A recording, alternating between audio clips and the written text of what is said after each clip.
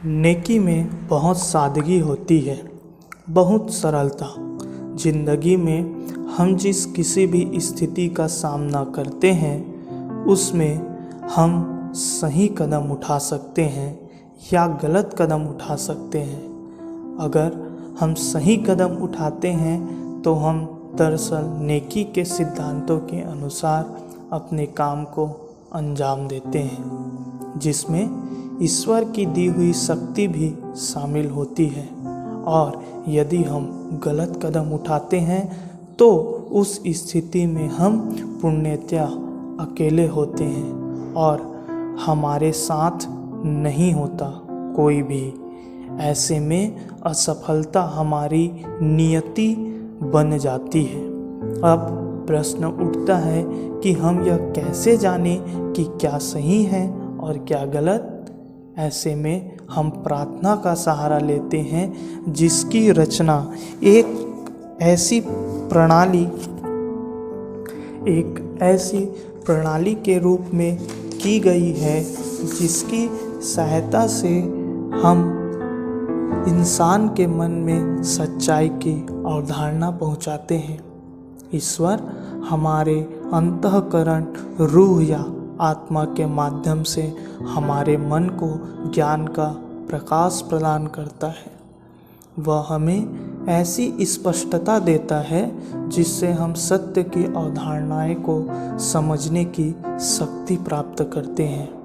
इस तरीके से ईश्वर हमें गलत कार्यों के समझने की शक्ति प्रदान करता है।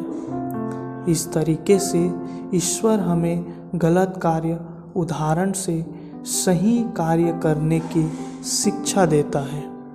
यदि हम ईश्वर के तरीकों को सीखने और उनके तरीकों का पालन करने के इच्छुक होते हैं तो हमें गलत और सही के अंतर को जानने के लिए अनुमानों का सहारा नहीं लेना पड़ेगा, बल्कि तब हमें निश्चित रूप से इनके अंतर का स्वतः ही ज्ञान हो जाएगा।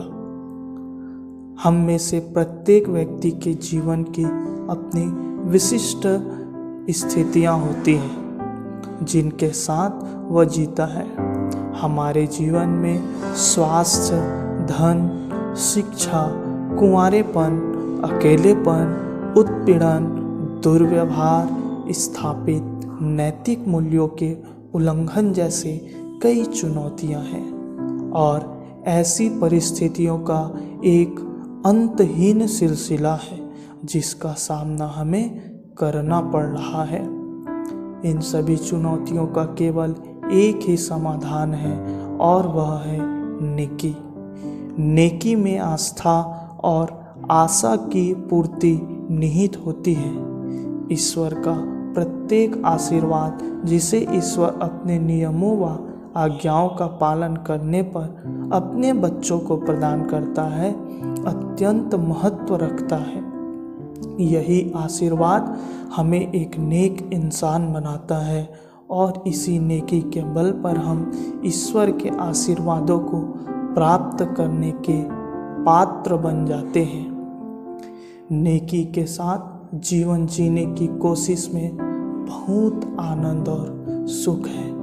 सरल शब्दों में कहें तो अपने बच्चों के लिए ईश्वर का यही यत्न होता है कि वे इस धरती पर आए और ईश्वर के नियमों का पालन करते हुए जीवन जीना सीखने के लिए जो कुछ कर सकते हैं वह सब करें। इससे आंतरिक शांति व सुख मिलता है।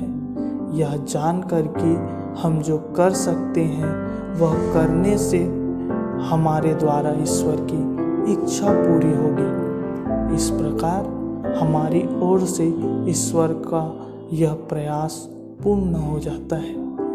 कोई भी एहसास आपकी आत्मा को इतना आनंद और इतनी खुशी नहीं दे सकता जितना यह एहसास कि नेकी के साथ जीने के लिए आप जितना कुछ कर सकते हैं वह कर रहे हैं। किसी गलत काम को करने का कोई सही तरीका नहीं होता। नेकी न केवल अन्य सभी तरीकों से बेहतर है, बल्कि यही एकमात्र तरीका है। धन्यवाद।